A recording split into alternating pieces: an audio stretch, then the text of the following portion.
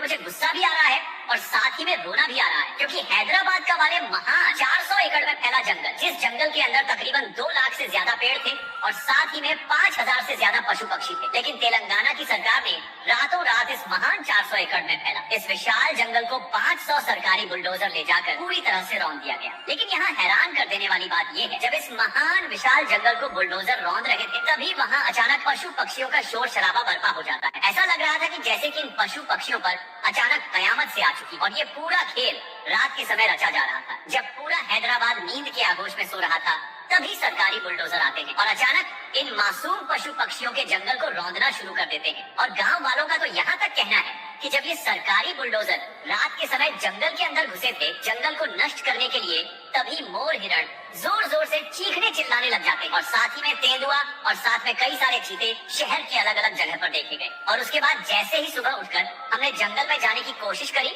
तो हमें वहां जाने से रोका और हमने दूर खड़े होकर देखा कि बहुत सारे मोर और हिरण जमीन पर पड़े हुए हैं जो इस दुनिया को छोड़कर जा चुके हैं। ये देखकर तो हमारे पांव के नीचे की जमीन खिसक गई और हमारी आंखें फटी की फटी रह गई। लेकिन अच्छी बात ये है, गांव वालों ने ये सब देख बिना देरी करे हुए विरोध प्रदर्शन शुरू कर दिया और विरोध प्रदर्शन का सरकार पर बेहद ज्यादा असर पड़ा। और इतना ज्यादा विरोध प्रदर्शन देखते हुए आखिरकार सरकार को इस 400 एकड़ में फैला मकान जंगल की कटाई को रोकना पड़ा। और इसके बाद थोड़ी देर के लिए उन पशु पक्षियों को राहत की सांस मिली जो इस जंगल में रहा करते थे। दोस्तों, अगर इसी तरह से चला रहा विकास के नाम पर इन बड़े बड़े विशाल जंगल को नष्ट करते रहे तो आने वाले समय में हम इन पेड़ पौधों को केवल टीवी में या फिर कहीं म्यूजियम में ही देख पाएंगे। जिस तरह से अभी के समय में हम पुराना समय के महान जानवर को केवल म्यूजियम में देख पाते हैं, क्योंकि पिछले जमाने में भी लोग बड़े बड़े जानवरों का शिकार किया करते कुछ पैसे कमाने के लिए। और इसका नतीजा आज ये निकला कि आज इस धरती से बड़े सभी जानवर पूरी तरह से विलुप्त होने की कगार पर है। बाकी दोस्तों, इस पूरे मामले को लेकर आप क्या सोचते हैं,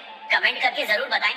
क्या विकास के नाम पर सरकार को इस तरह का कदम उठाना चाहिए या फिर नहीं? लेकिन वो वीडियो तो आप सभी लोगों ने देखी होगी इंस्टाग्राम पर, जिसके अंदर मोर हिरण जोर जोर से सीख रहे थे और हिरण तो शहर की ओर भाग कर आ गए थे अपनी जान बचाने के लिए। जैसे हिरण शहर की ओर भागे तभी लोग समझ चुके थे कि कुछ बड़ी घटना घट चुकी है हैदराबाद शहर में।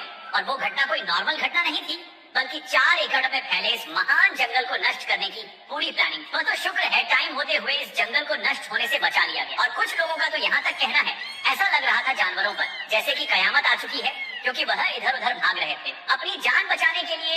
हैदराबाद के हर गली, हर मोहल्ले, हर नुक्कड़ पर जंगल का कोई ना कोई जानवर भटक रहा था और बहुत सारे लोगों ने तो जंगली जानवर को रेस्क्यू करके उनको सुरक्षित स्थान पर पहुंचा, जिससे कि उनकी जान बच सके। दोस्तों, फिलहाल आज की वीडियो में इतना ही। इस वीडियो को ज्यादा से ज्यादा तमाम भारतवासियों के साथ शेयर करिए, जिससे कि तमाम लोगों को इस बड़ी खबर के बारे में पता लग सके। और जैसे ही इस